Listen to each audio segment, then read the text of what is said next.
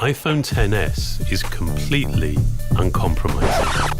Okay, thank you, Johnny. Although I do enjoy the dulcet tones of my fellow countryman, Sir Jonathan Ive, I think I'll take it from here. Hello there and welcome to this video. My name is Gary Sims and this is Gary Explains. Today, I want to do my review of the iPhone XS Max. Okay, before we get cracking, I just want to say one quick thing, and that is that the last time I really used an iPhone for my kind of daily usage was way back with the iPhone 3GS. Since then, I've really been exclusively an Android kind of person, but in this video, I do try to be as objective as I possibly can about the iPhone XS.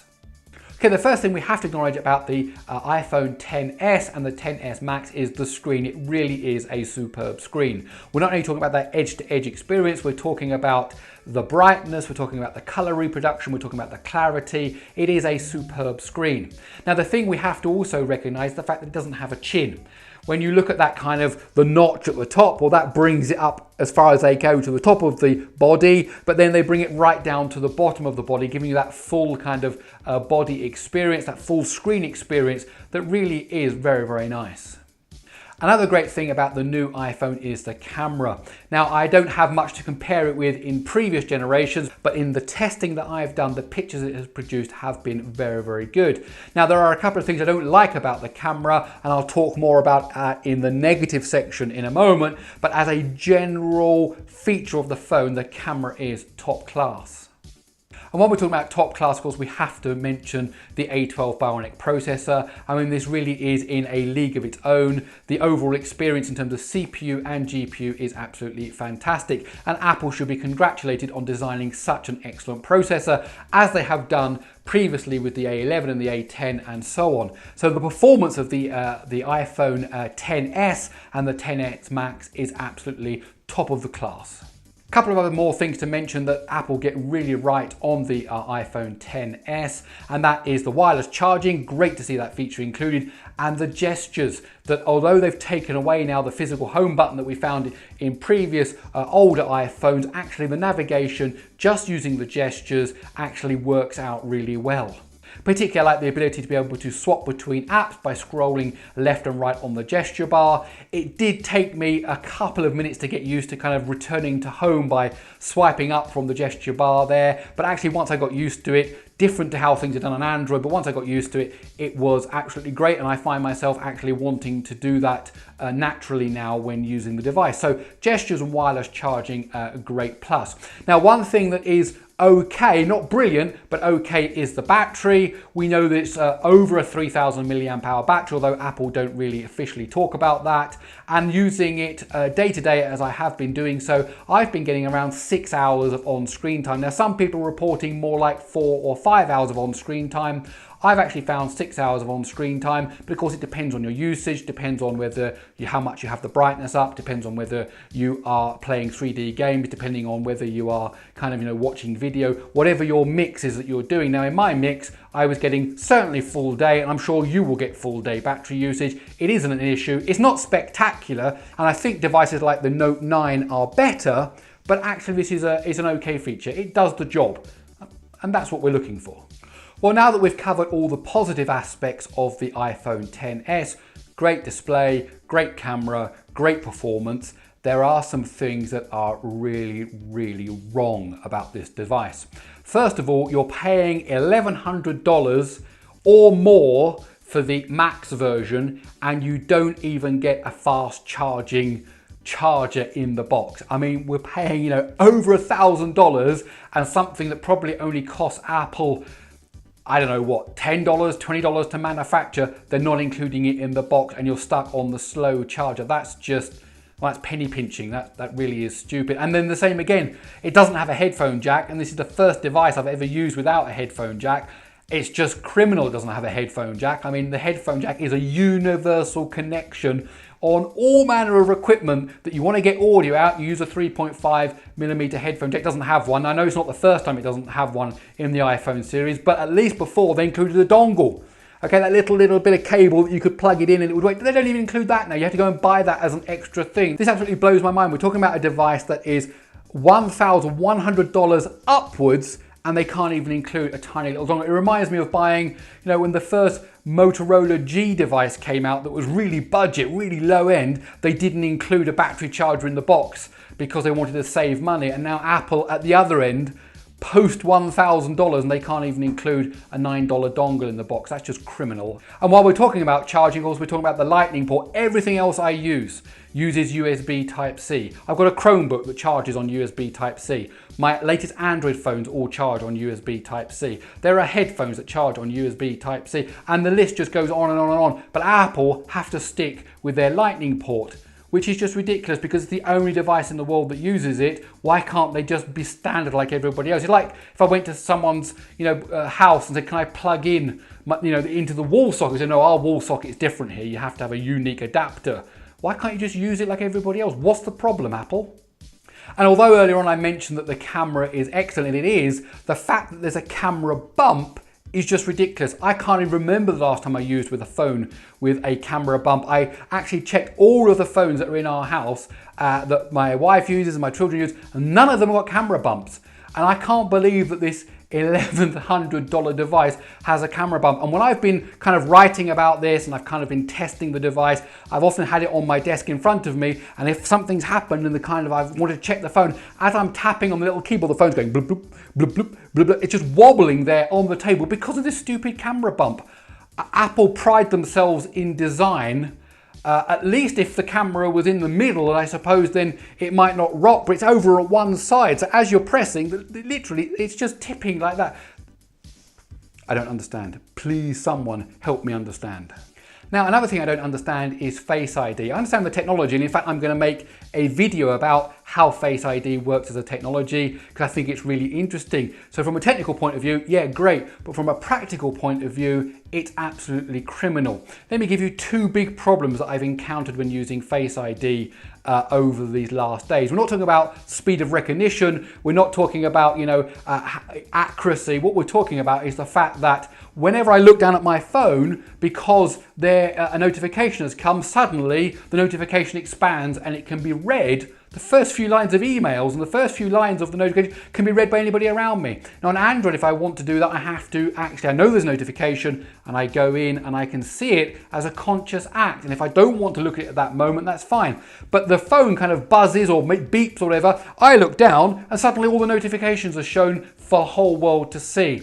Now, you might not find that a problem because you say, well, I'm not hiding anything. But if I was a businessman and I've got contracts flying back and forth and I've got money numbers going back and forth, and actually my notifications basically start getting shown without me really making any kind of conscious decision other than just looking down at the phone because it made a noise, no, I'm sorry, that's just wrong.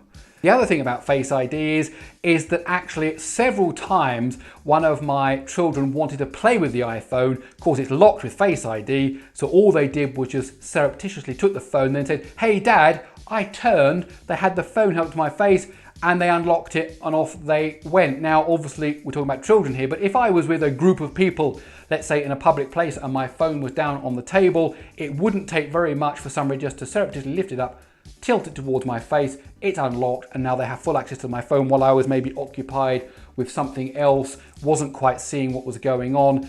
I don't need to interact. Now before, with a fingerprint or a PIN code, if you wanted to get into the phone, you'd have to force me to kind of tap in the PIN code or force me to put my finger. And of course that can happen, that does happen, but there's a level of violence there, a level of physical interaction. With Face Unlock, you just kind of surreptitiously put it in front of someone's face and that's it, the phone's unlocked. That is not a good system of security. I'm sorry, it just isn't. Now while we're talking about things that I don't find very intuitive on iOS, tiny little thing, it's just a little nag, but I have multiple Wi-Fi networks here in my house, and often when I'm out and about there are multiple Wi-Fi networks around, and sometimes I want to be connected to one, sometimes I want to be connected to a different one, and I can't find a quick way of seeing which Wi-Fi network I'm connected to on iOS. When I pull down that control center thing, it doesn't show me which Wi-Fi network I'm connected to. Now on my Note, my Galaxy Note, I can tell which network I'm connected to very quickly by looking at the shade that you pull down, the notification shortcut thing there, and it just works. Now on iOS, I had to go into settings, and then this is one of the basic things. What network am I connected to? I need to know quickly.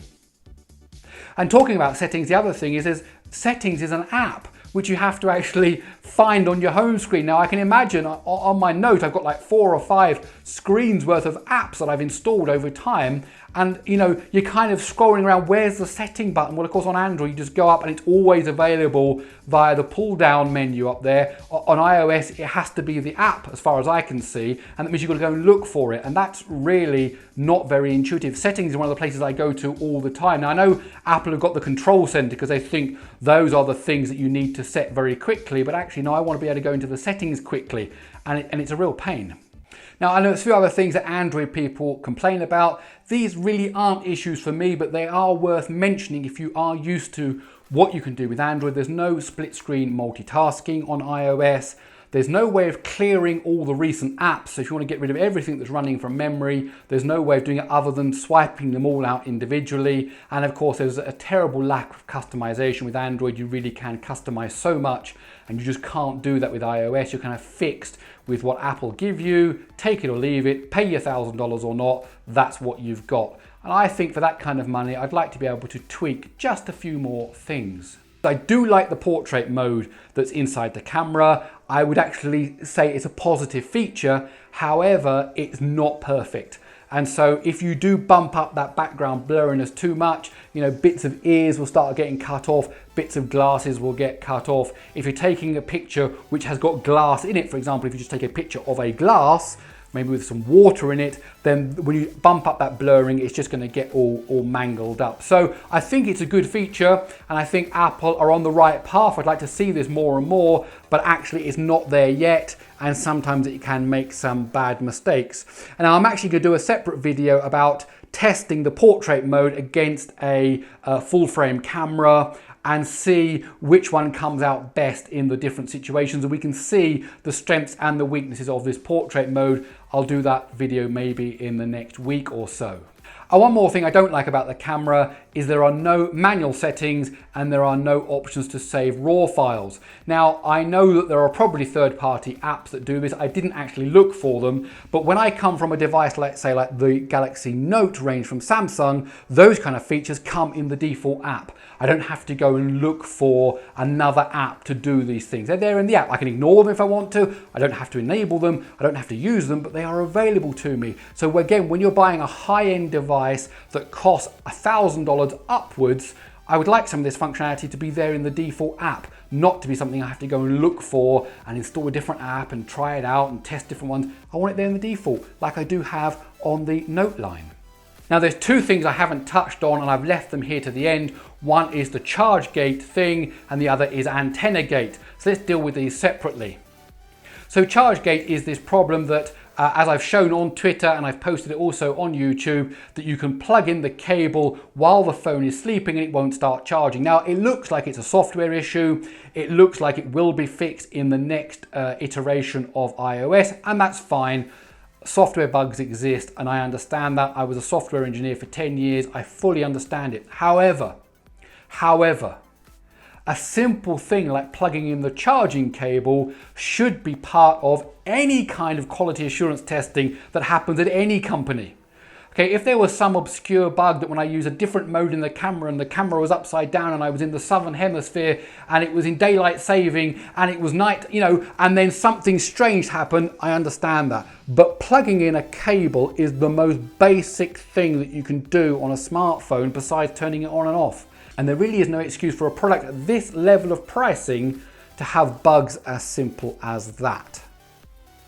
And the other thing is AntennaGate. There is some discussion going on about how well the antennas work inside the iPhone XS and the XS Max, and how well it can pick up LTE signals, 4G signals, how well it can pick up Wi-Fi signals. Well, I did two sets of testing. First of all, on LTE, on 4G, I was actually getting better speeds on the iPhone XS than I was on my Galaxy Note. I took the same SIM card, standing in the same place, plugged it into the other device, and it was faster on the new Apple. So I don't see any problems with the LTE. However, the Wi-Fi is a completely different story. First of all, when I started to test out the speed of the Wi-Fi, I did it by connecting to my local Wi-Fi and then running a speed test to see the kind of upload and download speed that I can get. Now, of course, they have their own problems, so you have to run them multiple times, maybe run them on multiple different days, but consistently, I was getting low speeds on the new iPhone. So I decided to do my own internal testing. Now, I have here in my house my own file server. It's connected by a gigabit Ethernet to the backbone of my network, and then I connected the iPhone to that network and copied files to and from my server. It's a controlled environment, okay? And I did exactly the same thing using my Galaxy Note. And what I found actually is that the iPhone was half the speed of the Galaxy Note for Wi-Fi signals. Okay, so when I copied over the file on the Note, it took just 55 seconds for a file just a bit over half a gigabyte in size. Using exactly the same setup, using exactly the same control conditions, and I repeated this multiple times using multiple apps on the iPhone. Actually, it took 55 seconds on the Note, it took 2 minutes and 20 seconds on the iPhone. Okay, and that's a difference between a kind of a megabytes per second transfer speed of around 9 or 10 megabytes a second right down to 3, 4 megabytes a second. So there's a rapid decrease in speed here.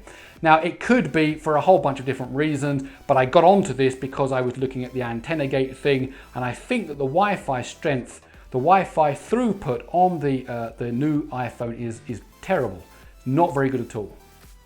Okay, so here are my conclusions for you. If you are an existing Apple iPhone 10 user, don't upgrade to the XS, it's not necessary. If you have an older iPhone and you want to upgrade, then going to the XS and the XS Max is a good upgrade path if you want to stick with Apple. However, I would suggest that you also look at the XR, because that does have a much lower price point, but still includes many of the good features, including, for example, the A12 Bionic. If you're an Android user using high-end Android devices like the Note, like the S9 Plus, then don't even think about switching, because really, from my experience, it's painful, and there are so many things that are intuitive on Android that I just don't find them the same thing there on iOS. Okay, so my name's Gary Sims and this is Gary Explains. I really do hope you enjoyed this video. I've tried to be as objective as I can, pointing out the strengths and the weaknesses of this new iPhone. If you did enjoy the video, please do give it a thumbs up. Also, please consider subscribing, and how about hitting that notification bell icon so that you get notified every time I drop a new video. Okay, that's about it. I'll see you in the next one.